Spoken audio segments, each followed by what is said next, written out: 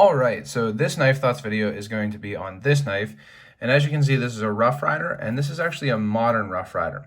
So it's the Rough Rider RR1822. And these modern Rough Riders don't really have super specific model names other than the model numbers, but it's often described as a red and black G10 tactical liner lock. And this is going to be a relatively quick overview, but I am planning to do a longer video on these Rough Rider moderns in general. So make sure you subscribe to the channel and hit the bell for notifications so you know when I post that. But Rough Rider is well known for their very budget-friendly traditional knives, and recently they came out with a little bit higher end, but still relatively budget-friendly traditional knife line in the Rough Rider Reserves. But they also have these modern knives, and you don't see a whole lot of videos or reviews on these, so I wanted to do some on the ones I have. So like I said, this is the Rough Rider RR1822, and it is a nice knife. Now, these can kind of vary in price in general, these modern Rough Riders, but this one on Smoky Mountain Knife Works is more like 15, I think. But I got this on Chicago Knife Works, and it was only $9 before shipping. So for $9, you're getting what appears to me to be true black and then red liner G10, and it is the same steel that Rough Rider pretty much always uses, which is 440A basically. But it has, and it's kind of tough to show in this, but hopefully you can see, it has a coating on the grind flats. And it actually looks nice. It is a little bit tough to show that because the coating is gray and pretty similar to the color of the metal. But it is a nice look to it. And it even has ball bearings. So it has a ball bearing pivot. And as you can see, it's a flipper with ball bearing pivots. And then it also has a thumb stud. So a lot of nice features. I mean, 440A steel is not great steel, that's for sure. But for my use, I don't mind 440A steel. It's easy to sharpen. It's easy to repair if you get chips and stuff like that. Whereas higher end steels are not easy to repair, whereas they're not as hard to sharpen as sometimes people say, but they are difficult to repair.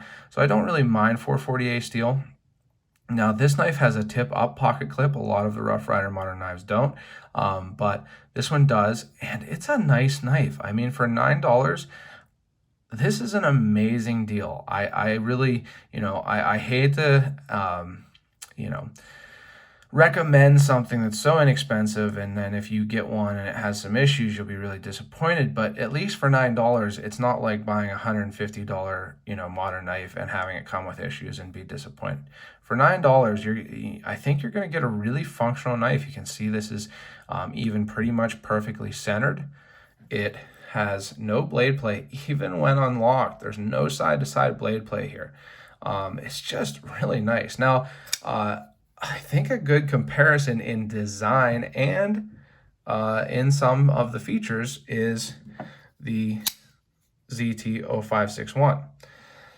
Now, the ZT-0561 is a little bit bigger, but it definitely has some of those same features.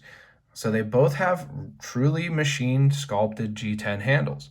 Now, the Rough Rider is a liner lock, whereas the ZT is a frame lock, but similar in that they do have that sculpted G10. They both have the dual opening methods of a flipper and a thumb stud, which I really like. And they both have a similar handle shape and blade shape. Not exactly the same, but relatively similar. This is, maybe a little bit more pointy of a drop point versus the ZT, and has more of an upturn at the butt on the handle than the ZT. But some similarities. But now let me point out why, there's a difference. I don't want to tell you, I'm not suggesting that these knives are the same quality.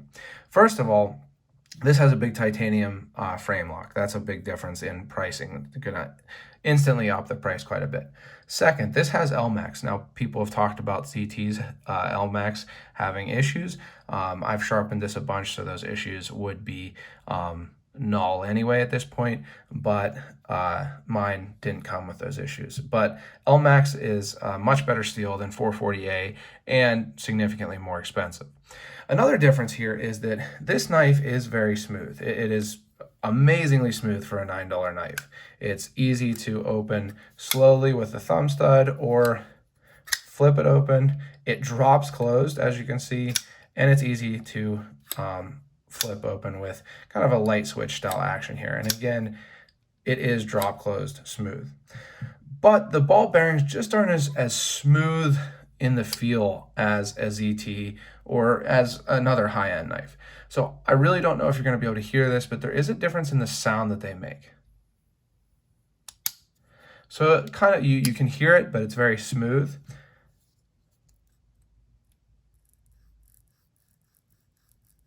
I think you are going to be able to hear that on camera. I certainly hope so. But the ball bearings are just not as smooth. But this knife's $9. This knife, you can't really get it anymore, but a similar, comparable knife, more like $200, something like that. Maybe more, maybe slightly less. So I've had two of these, and they've both been good, and I'm going to show hopefully both of them, unless I give the other one away before I make the video, in the video overview of the Rough Ryder modern knives. But it's a nice knife. I can't fault it for $9. It's very functional, it looks nice, and it, has some good features to it. So if you're looking for a really inexpensive knife, especially I think as a gift, if you're looking to get someone into knives, get them a knife that's not super expensive, but they'll appreciate the quality and the details of it. This is hard to beat for $15, let alone for under $10 like I got it for. So again, this is the Rough Ryder RR1822, and I think it's a great deal at the price that I got it at. So again, if you enjoyed this video, keep an eye out, subscribe to the channel, and hit the bell. I do have an overview of more of these Rough Ryders coming out, and also check out my social media at Knife Thoughts, and my website, knifethoughts.com. And last but not least, don't forget to go out and do good.